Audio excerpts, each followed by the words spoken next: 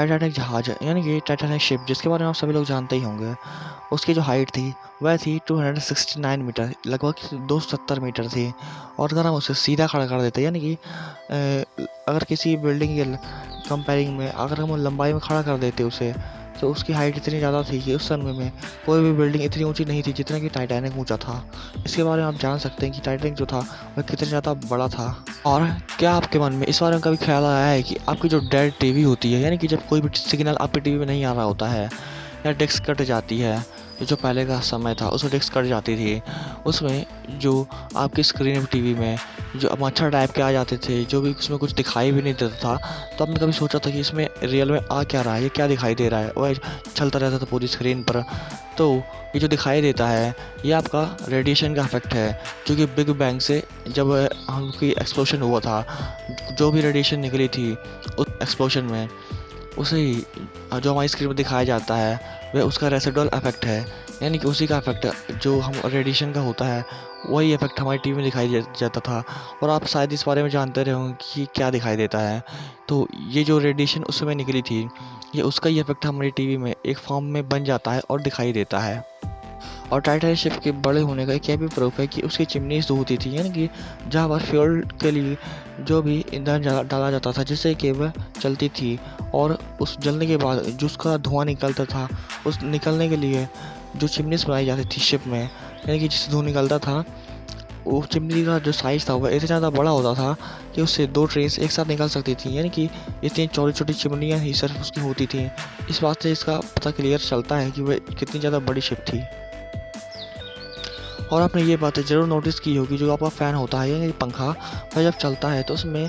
एक पार्शियली धूल जमने चालू हो जाती है, यानी कि जो डस्ट पार्टिकल्स होते हैं वे उससे चिपकने लगते हैं और एक समय बाद उसे बहुत सारी धूल जम जाती है। लेकिन आपने इस बारे में ज़रूर सोचा होगा कि जब ये पंखा है और ये बहुत तेज़ी से चलता है तो उसमें जो धूल होती है वह उड़ जानी चाहिए, ना कि उसमें से धूल चिपकनी चाहिए। तो उसके पीछे का जो साइंस है वह बहुत ज़्यादा सिंपल है, क्योंकि आपने देखा होगा कि हम जब छोटे थे तो उसमें कोई भी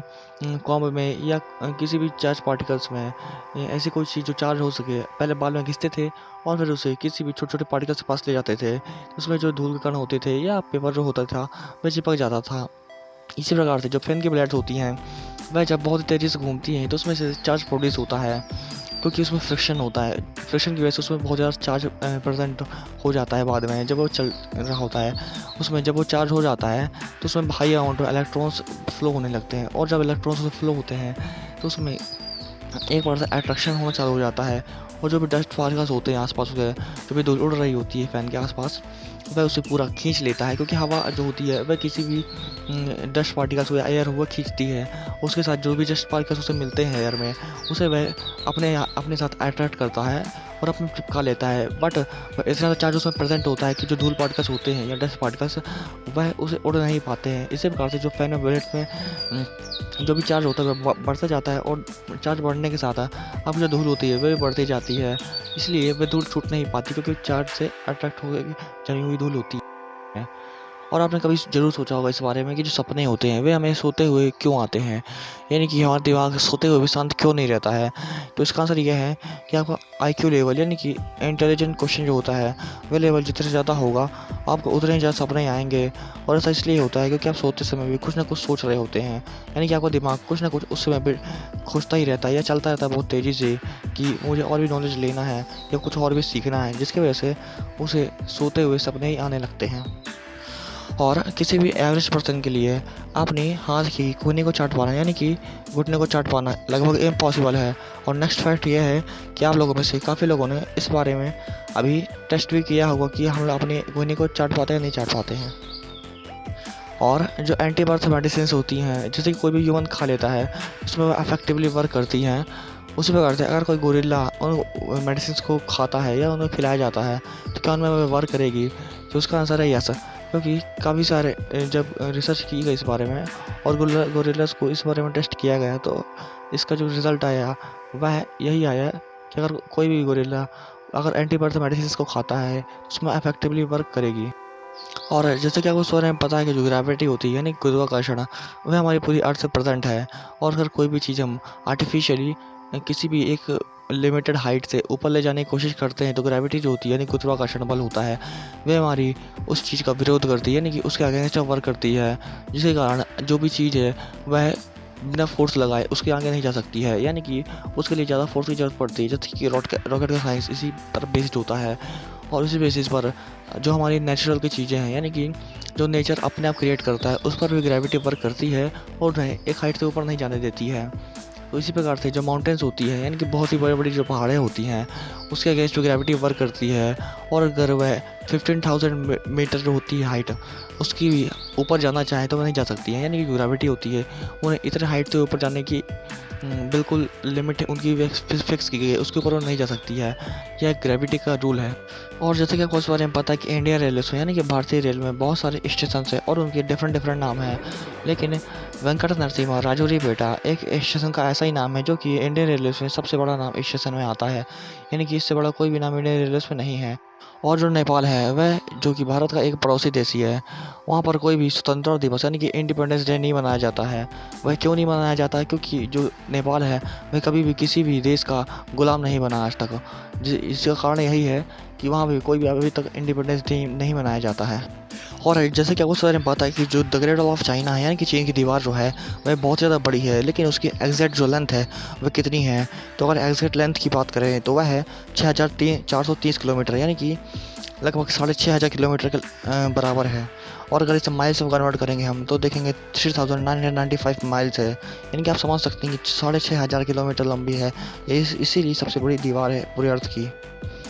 और ये बहुत ही अजीब फैक्ट है। तो फैक्ट यह है कि जो आउल्स होते हैं, यानी कि अगर बहुत सारे आउल्स एक साथ बैठे हुए हैं तो उसे पार्लियामेंट कहते हैं, यानी कि आउल्स के ग्रुप को पार्लियामेंट कहा जाता है। जैसा कि आपको सारे पता है कि इंडियन गवर्नमेंट में, यानी कि जो हमारा इंडियन सिस्टम है उसमें भी पार्लियामेंट असेंबली होती है, जिसमें कि सभी नेता लोग बैठा करते हैं। और एक नॉर्वे में सिटी है, यानी कि एक शहर है जिसका नाम है हेल। जैसे कि आपको नाम से पता चल रहा है हेल है, बट ये सिटी कैसी होगी?